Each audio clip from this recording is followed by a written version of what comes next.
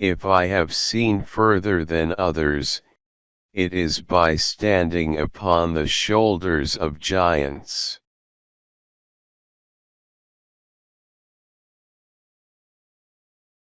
I do not know what I may appear to the world, but to myself I seem to have been only like a boy playing on the seashore.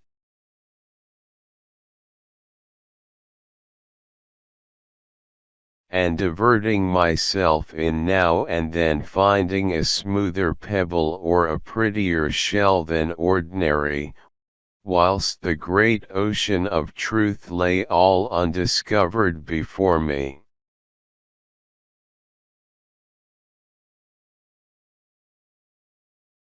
I can calculate the motion of heavenly bodies, but not the madness of people.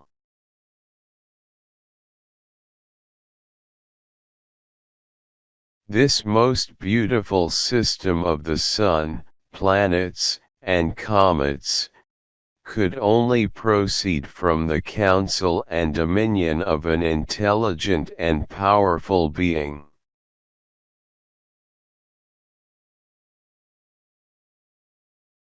Truth is ever to be found in simplicity, and not in the multiplicity and confusion of things.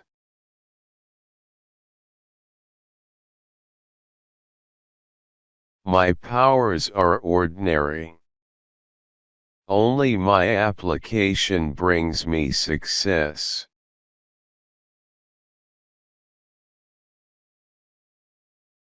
Plato is my friend, Aristotle is my friend, but my greatest friend is truth.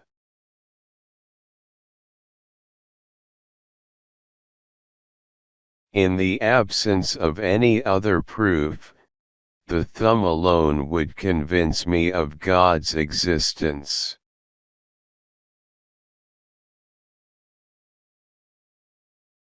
I have a fundamental belief in the Bible as the Word of God, written by those who were inspired. I study the Bible daily.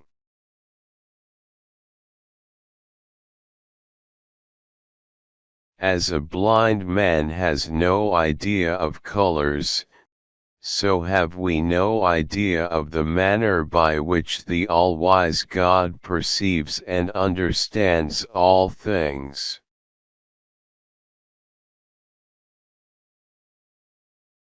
An object in motion tends to remain in motion along a straight line unless acted upon by an outside force.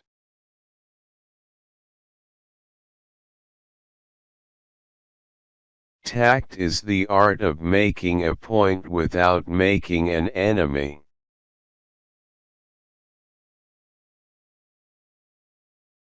Atheism is so senseless. When I look at the solar system, I see the Earth at the right distance from the Sun to receive the proper amounts of heat and light. This did not happen by chance.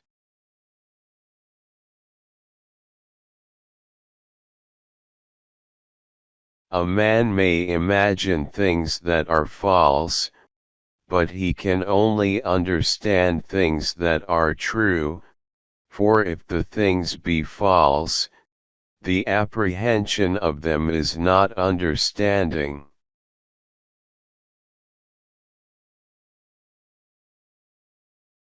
To me there has never been a higher source of earthly honor or distinction than that connected with advances in science.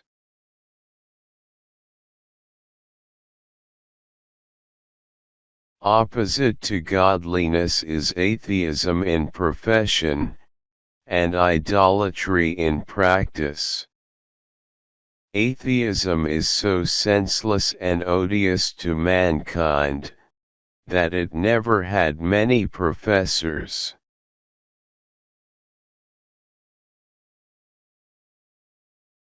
God is the same God, always and everywhere. He is omnipresent not virtually only, but also substantially, for virtue cannot subsist without substance.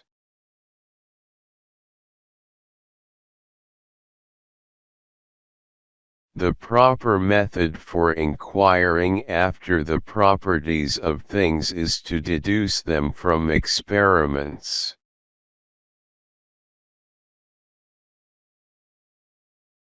I do not love to be printed on every occasion, much less to be dunned and teased by foreigners about mathematical things or to be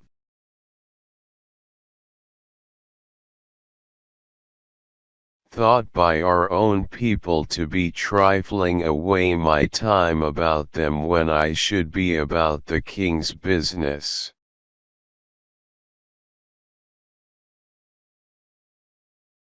If I have done the public any service, it is due to my patient thought.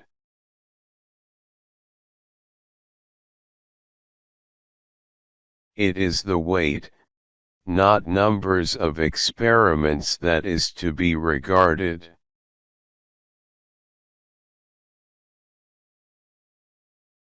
Gravity may put the planets into motion, but without the divine power.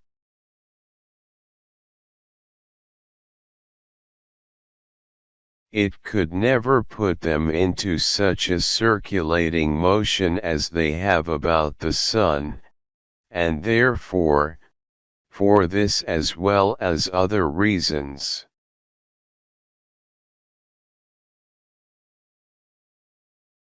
I am compelled to ascribe the frame of the system to an intelligent agent.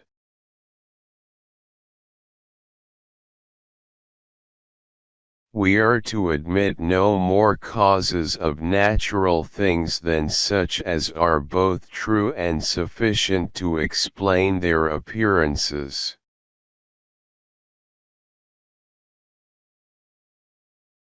There are more sure marks of authenticity in the Bible than in any profane history.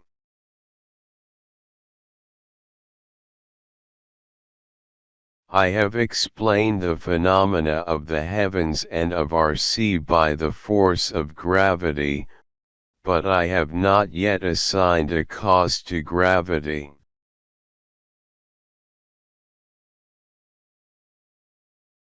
To explain all nature is too difficult a task for any one man or even for any one age.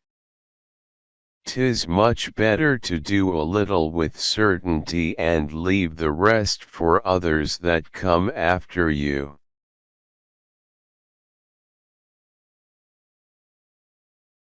Are not rays of light very small bodies emitted from shining substances?